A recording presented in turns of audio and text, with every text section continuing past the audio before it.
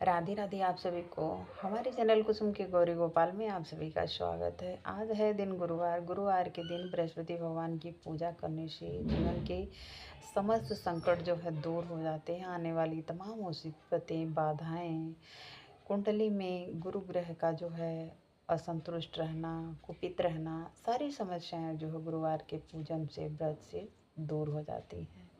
गुरुवार का पूजन करने से कहते हैं ना कि मरा हुआ आदमी जिंदा हो जाता है। ये मान के चलिए, इतनी प्रभावशाली यह व्रत है। श्री हरि विष्णु भगवान की पूजा जो है बहुत ही प्रभावशाली होती है। तो आज है गुरुवार। गुरुवार के दिन तो मैंने बाहर पूजा कर ली है। केले के पेड़ की पूजा की जाती है गुरुवार के व्रत में। अगर आप व्रत रखते हैं तभी, नहीं रखते हैं तभी, आपको केले का पौधा आप अपने घर में ज़रूर लगाएं और पूजन ज़रूर करना चाहिए। साथ में सूर्य भगवान को पहले पूजन करें, तुलसी मैया का पूजन करें, इसके बाद केले का पूजन करें।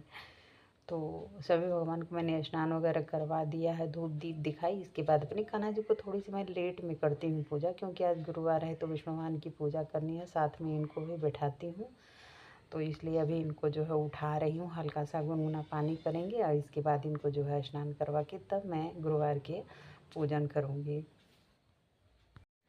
सर्दियों का मौसम है तो जब भी आप कान्हा जी को स्नान कराएं तो हल्का सा गुनगुना पानी से स्नान कराएं, बहुत अच्छा रहता है, क्योंकि ठंडी लगती है। और मैं पहले ही घर में अपनी पूजन कर लेती हूँ। ये सोए रहते हैं तो इनको उठाती नहीं हूँ, थोड़ी सा धूप निकल जाती है तभी जो है हम इनको उठाते हैं। तो सभी भगवान को हम स्नान वगैरह करवा लेते हैं, धूप दीप दिखाते हैं, पूजन कर लेते हैं, इसके बाद ही मैं इनको उठाती हूँ। तो अब इनको चलती हूँ स्नान कराऊंगी। सर्दियों के मौसम में आप इन्हें ऊनी वस्त्र पहनाया करिए। आप तुलसी पत्र कहाँ रखते हैं? नीचे रख के स्नान करवाते हैं।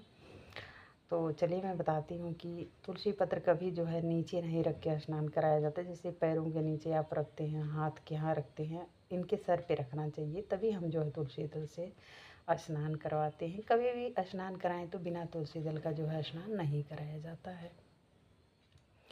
आप चंदन का लेप लगा सकती हैं, मालिश कर सकती हैं, जैसे हम उपटन वगैरह लगाते हैं। लेकिन सर्दियां हैं, चंदन थोड़ी ठंडा रहता है, इसलिए हम नहीं लगाते हैं और इनको स्नान करवाती हूँ। गुरुवार के दिन जो है जब मैं बृहस्पति भगवान का पूजन करती हूँ और व्रत नहीं रखती हूँ, क्योंकि व्रत नहीं रह पाती हूँ, लेकिन पूजन ज़रूर मैं करती हूँ। तो पूजन करते समय इनको भी पीले रंग का वस्त्र ज़रूर आप पहनाया करिए। जैसे आप अगर मान लीजिए व्रत रखते हैं, नहीं रखते हैं, पूजन करते हैं बृहस्पति भगवान का, तो आप अपने वस्त्र पीला पहनते हैं, तो वैसे कान्हा जी को भी आप पीला वस्त्र पहना सकते हैं। देखिए मैं दूध से थोड़ी सा, कच्चा दूध है गाय का, इससे इनको जो है स्नान कराऊंगी। सर्दियों का समय है तो सर्दियों में जो है इनको दही से जो है स्नान हम नहीं करवाते हैं, क्योंकि दही ठंडी होती है। तो हमने दूध से स्नान करवाया और साफ़ जल से इनको जो है एक बार हम स्नान करवाएंगे, ताकि दूध जो है लगा हुआ है सब जो है साफ़ हो जाएगा। इसके बाद इनको हम बैठा देते हैं और बैठाने के बाद इनको कोई भी टॉवेल हो, चाहे छोटी रुमाल हो, ऊनी जो भी आप रखे हैं, इससे इनको, इनके शरीर को पोंछ के, और या तो इनको ऐसे ओढ़ा सकते हैं। जैसे धीरे धीरे इनके शरीर को ऐसे ही हम, पानी जो है जितना लगा रहता है सब साफ़ हो जाएगा। इसके बाद इनको हम कोई भी रुमाल हो, चाहे कुछ से, चाहे उसी से हल्का सा हम इनको ऐसे ही उड़ा के बिठा देंगे। इसके बाद जो है इनका जो भी श्रृंगार करना रहता है वो करेंगे और इनको कपड़े पहनाएंगे। तो इधर मैं गुरुवार के विष्णु भगवान का जो है फ़ोटो रखी हूँ। आपके पास जो भी है, मूर्ति है, फ़ोटो है, आप उससे पूजन कर सकते हैं, धूप दीप दिखाई।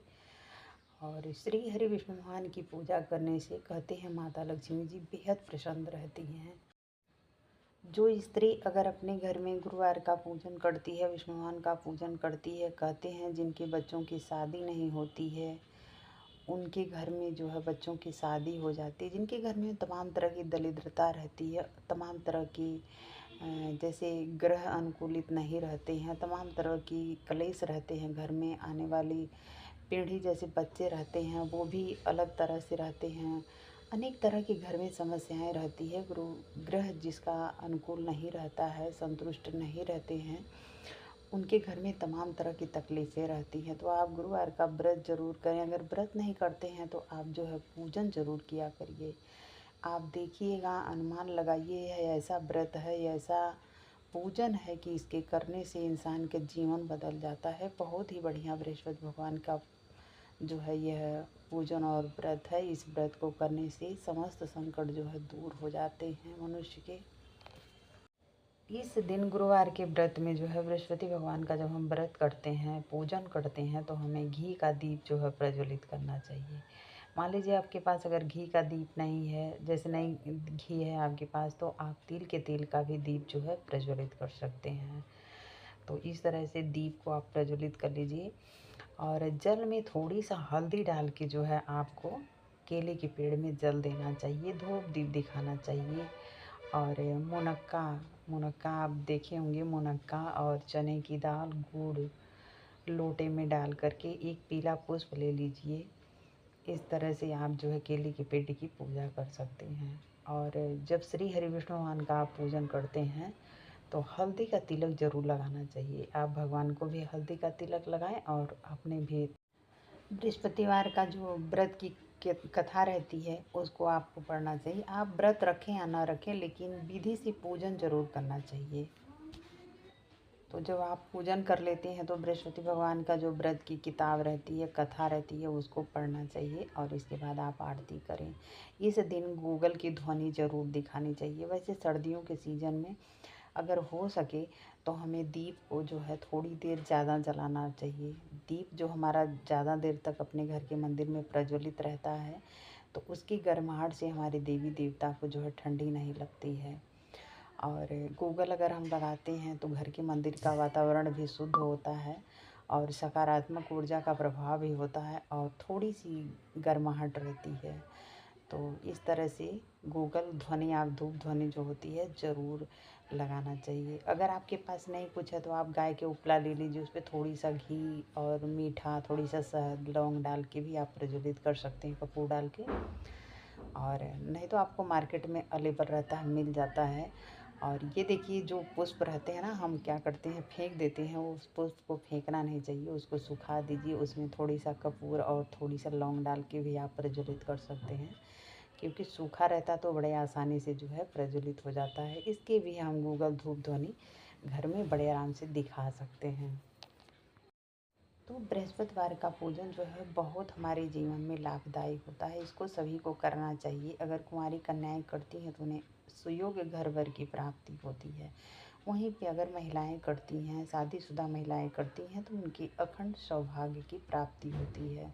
उनका सुहाग जो है अखंड रहता है। और वहीं पे जिनके बच्चे बड़े हो गए हैं, जिनकी शादी नहीं हो रही है, तो उनके घर में मांगलिक कार्य और अच्छी वधू का जो है आगमन होता है। तो इसलिए जो है इस व्रत का बहुत ही बड़ा प्रभाव होता है और इस व्रत को जो है सभी को करना चाहिए। घर में बहुत बढ़िया रहता है।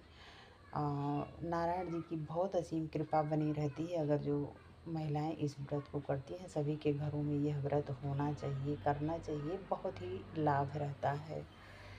इस दिन जो है श्री हरि विष्णु भगवान को पीले, जैसे मान लीजिए कि बेसन का हलवा हुआ, बेसन की बनी हुई चीज़, मीठी चीज़ का भोग लगाना चाहिए। और वही प्रसाद जो है आप शाम को, अगर व्रत रखते हैं तभी, नहीं रखते हैं तो अपने फैमिली में, परिवार में बांट के खा सकते हैं।